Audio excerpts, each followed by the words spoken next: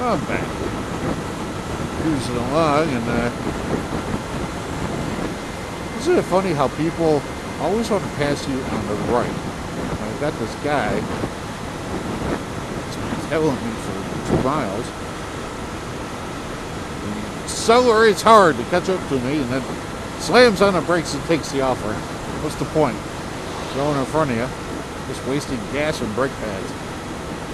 Save the 10 seconds. Just keep going.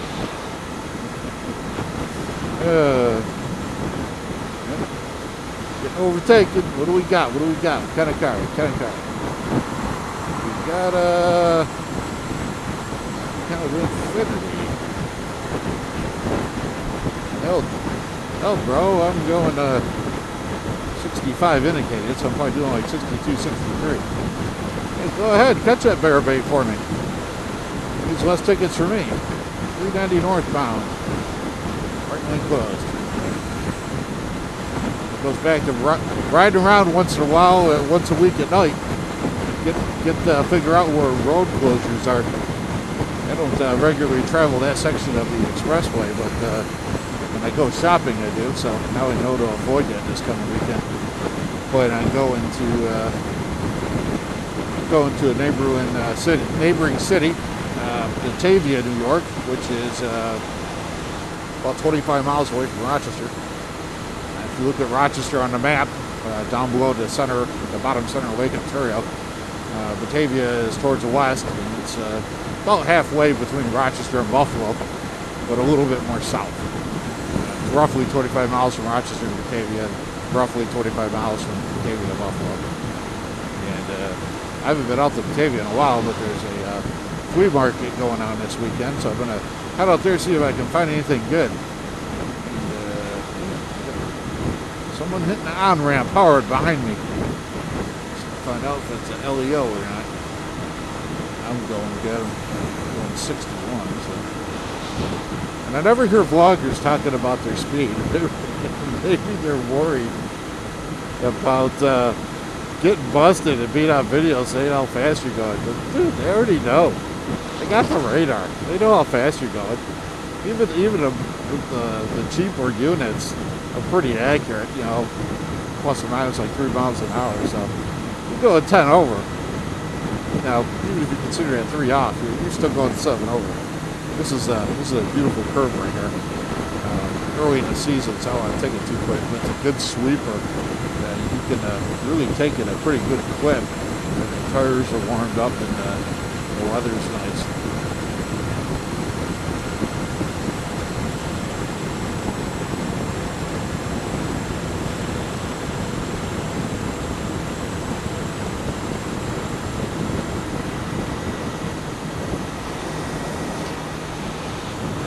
One thing I wanted to mention is the Ghost.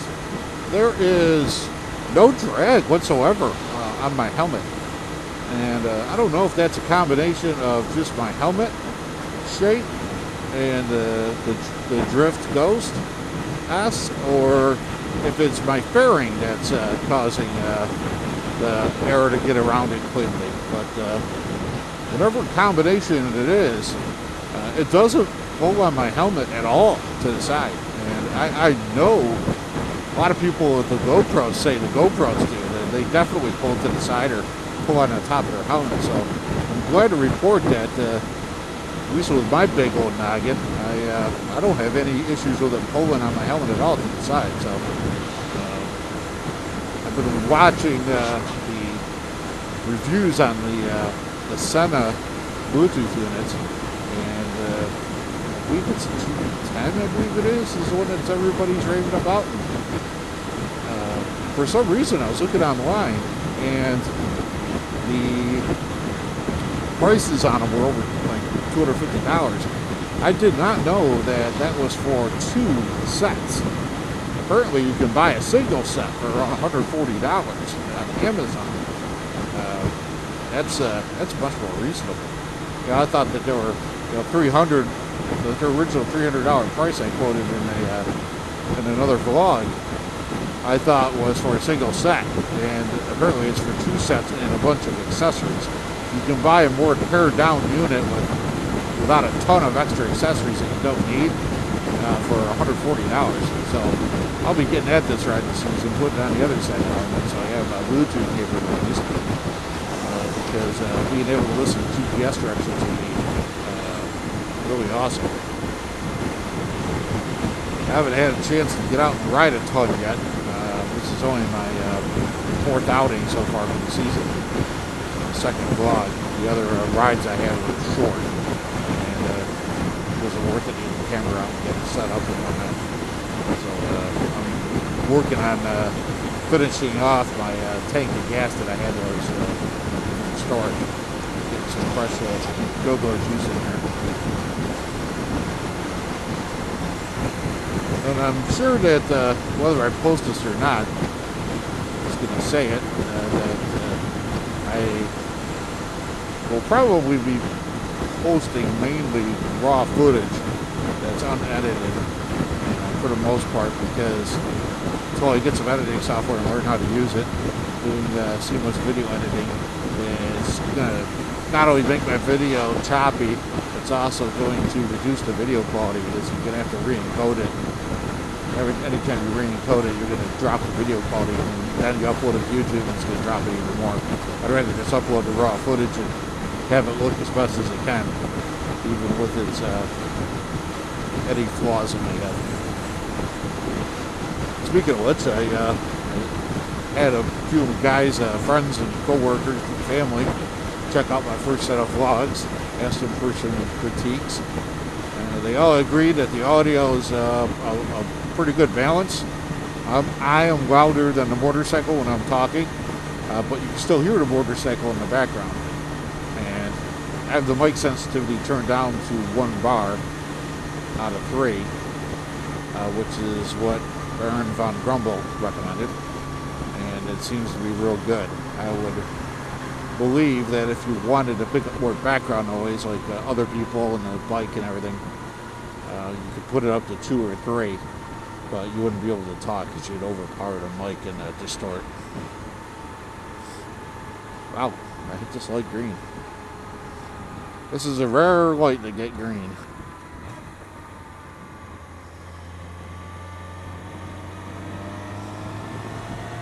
Yeah, for those of you that are not in New York State or California, look at that. $3.85 a gallon for unleaded. That's normal price up here in New York is Stan. They charge you even more taxes. And by the way, for those that didn't know, New York has now surpassed California as the most taxed state in the country. My advice to anybody that wants to, they're thinking of moving here, they've never moved here, don't. It's nothing but a money pit. It has some of the best scenery, best hunting, and best fishing on the East Coast. All ruined by taxes and politics. Completely ruined by taxes and politics.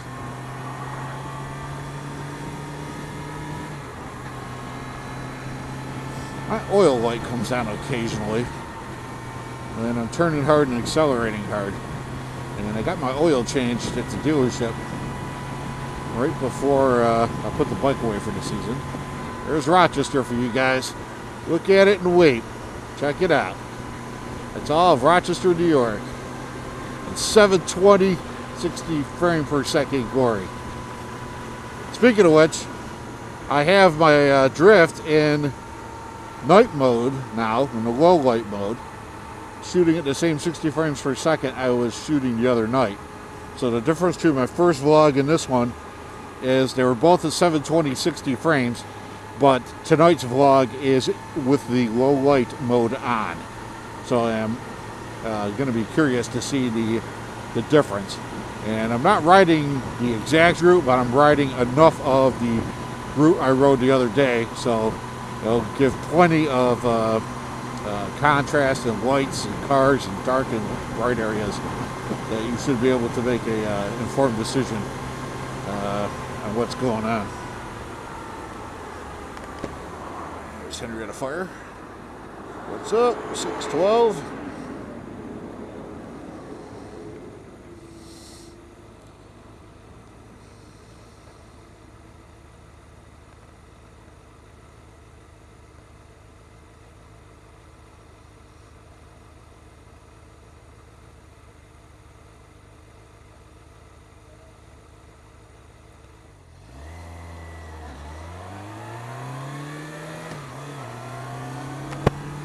And we're off.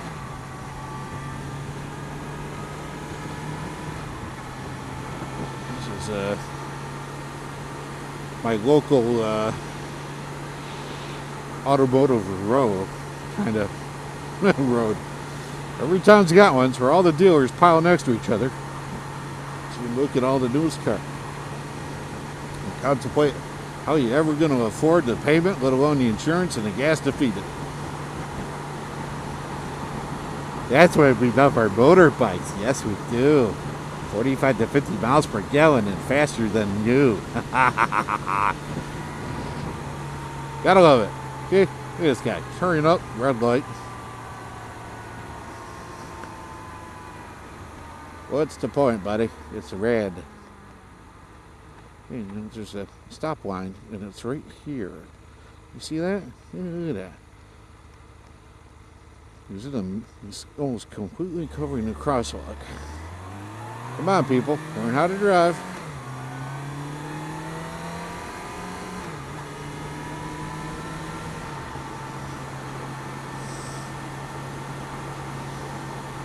Go ahead. Stomp that gas. Yeah. Get that big ass 4x4 V8 going. I've been there. I got a pickup truck. Watch that needle drop on that gas tank. You just used more gas than I was going 5 miles. Oh. So all the different people who motovlog. It is absolutely awesome how people's personalities can come through by learning what they observe when they're driving and doing other things. And it doesn't take long either. Maybe a half a dozen videos, and half dozen videos. If you're gonna go, dude, go. Come on. How about putting a blinker on? There we go.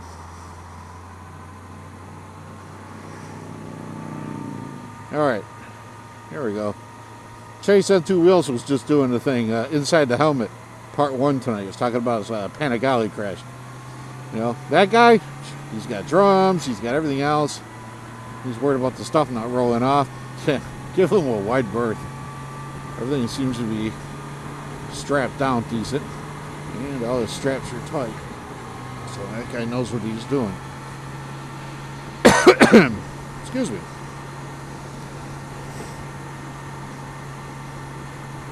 Now, I don't know what everybody's favorite food is. I'm not a mind reader. But if you ever come to Rochester, New York,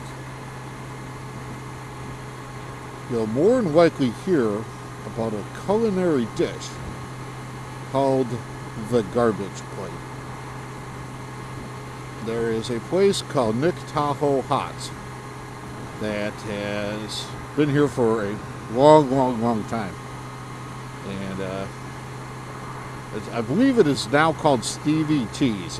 One of the sons took over the business, but he wasn't able to retain the name of the original business after his father died.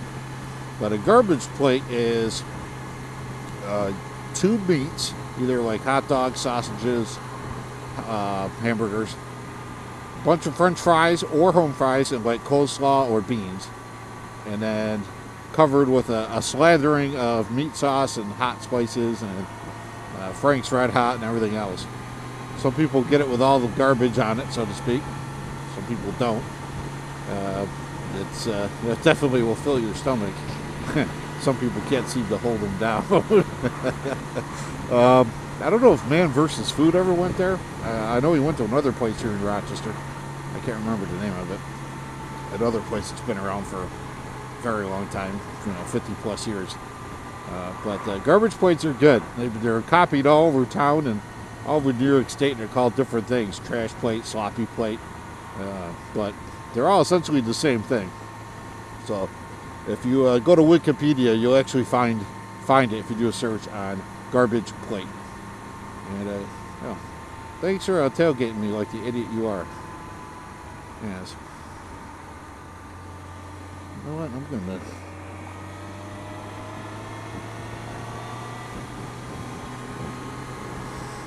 I'm going to keep going this way.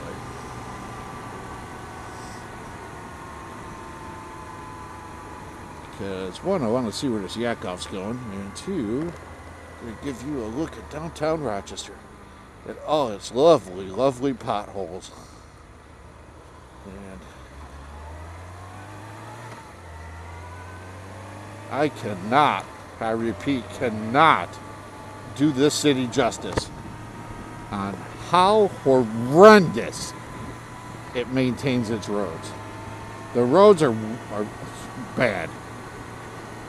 Like I said, you get 5 miles of pristine pavement and 5 miles of absolute jaw shattering, spine breaking potholes.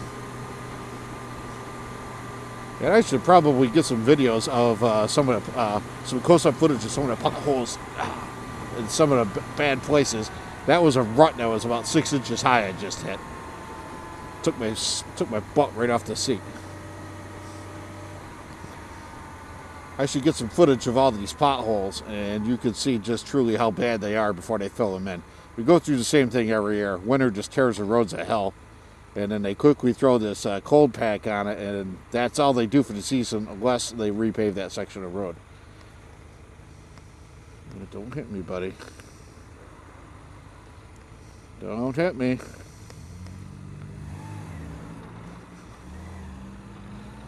This freaking guy's coming up on me fast from behind.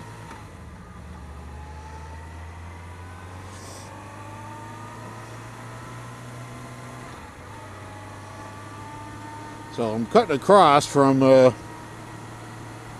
outside suburb of the city back north through the city, and I'm getting closer. I'm leaving the I'm in the middle area between the suburb and the city, and as I get to this big hill ahead of me, I'll be crossing over into the city. And that will go to my previously mentioned video that when you're in bad areas, it is always a good idea to exercise your Second Amendment right and carry a firearm to protect yourself, with all the proper permits and everything that's required by your local jurisdiction, of course. You know, some states require more paperwork than others. Some don't require any, as long as you have a clean record. And just read up on your laws. They get tricky when you go from state to state. So a lot of states honor other places' permits, and a lot of states don't honor other states' permits.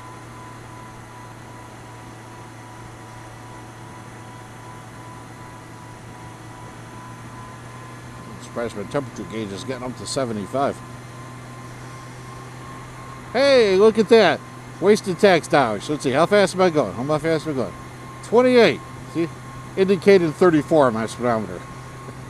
You gotta love the Japanese speedometers. Oh, we can build engines to 10,000ths of an inch accuracy. We can give you a car with a perfectly good speedometer, but can we give you a perfectly accurate speedometer on a motorcycle? Hell no! We're gonna make that thing lie that you're going way faster than you really are, so you slow down and piss off all the traffic behind you. Just piss them off, because you think you're going 55 and you're going like 47. You know, everybody's jammed on your ass, and they're like, come on, move it. And you're like, well, I don't want to get a ticket, so I'll go 55. Not knowing that you're going way under. You know, because it varies from bike to bike and model to model. It's almost become a necessity to get a GPS and figure out where the hell the speed limits are, and then mark them with a little grease pen dash on your LCD, or just remember it, you know.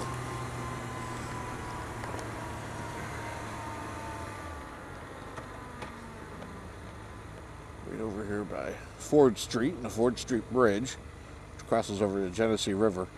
You're going to stop at a turnaround. I'll give you a good view of downtown.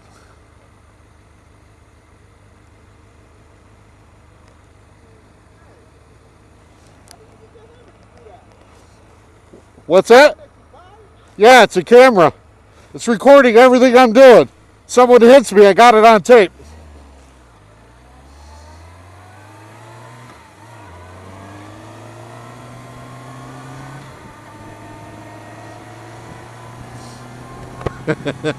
Nice. Here's the guy right there. Notice the camera. He's like, hey, I got all the lights shut off on it, so.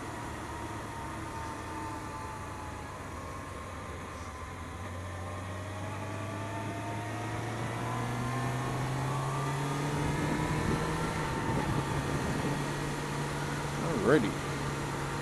It's a little turn off right up here on the right. If there's nobody in it, I will stop for a few seconds and to get a look at it. Yeah.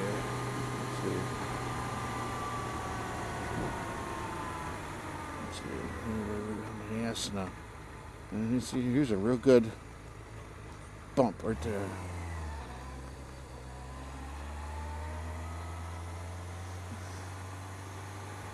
Anybody in the car? No, good. So I could stop for a quick moment. Rest my left leg. Now, as you can see, it's downtown Rochester. I got, from the left to the right, got the round building at the top there. It's the First Federal Plaza building. Used to have an old revolving restaurant. At the Hyatt Regency Hotel. The white building is the Chase Bank headquarters. The pointed building is the Bosch and Lomb World headquarters. The three red lights that are flat on the black tower, that's the Xerox Tower, tallest building in the area. And the one to the right is all the radio stations. I believe it's Intercom.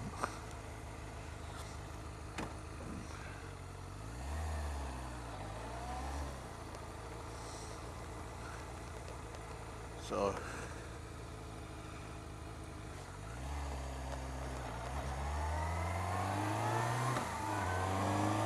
there we go. I'm going to take you through downtown Rochester, where there's just as many potholes as there are streetlights. Since it's a Monday night and I'm a shift worker, I'm off. And everybody else has got to go home and go to sleep. So I'm out riding and there's white traffic. Which is the name of the game. Go out when the cagers aren't. Check out some of the eye candy that's walking around from the local colleges.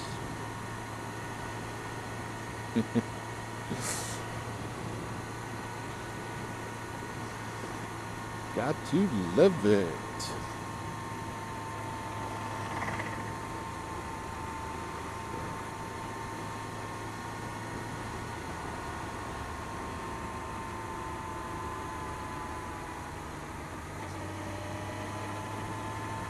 Alrighty.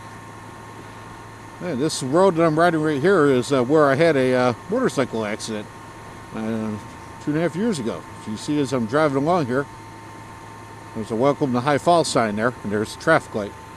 And there's a median. I had a pickup truck turn left in front of me, right on the other side of this median. Turned left in front of me, heading to the right. I had to jam on the brakes, hit that brick crosswalk in the rain, locked up the front tire, and before I even knew the front tire was locked up, I was on the pavement skidding. I had gotten on the brakes just enough as I was falling down that I just missed the rear end of the pickup truck. So I just skidded a few feet, came to a stop, and I was fine. But a Ninja 500 had about, I think I had like 2,700 hours damage, something like that.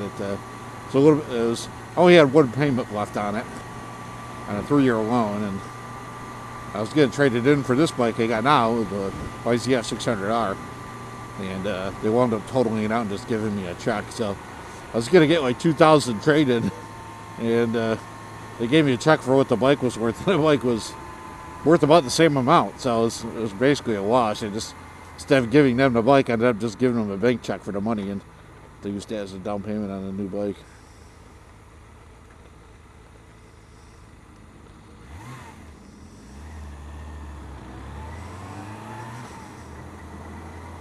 Good old potholes. Ugh.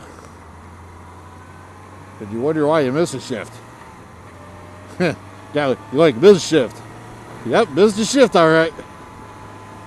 Get these freaking potholes that freaking throw you all around the freaking road.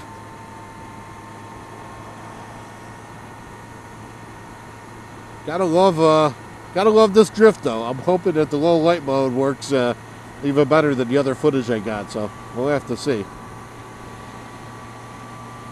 This is gonna be a long-winded video, but I'll probably stop it here in a minute or two, and actually I'll stop it now and I'll start a new video so it's not ridiculously long. Talk to you later.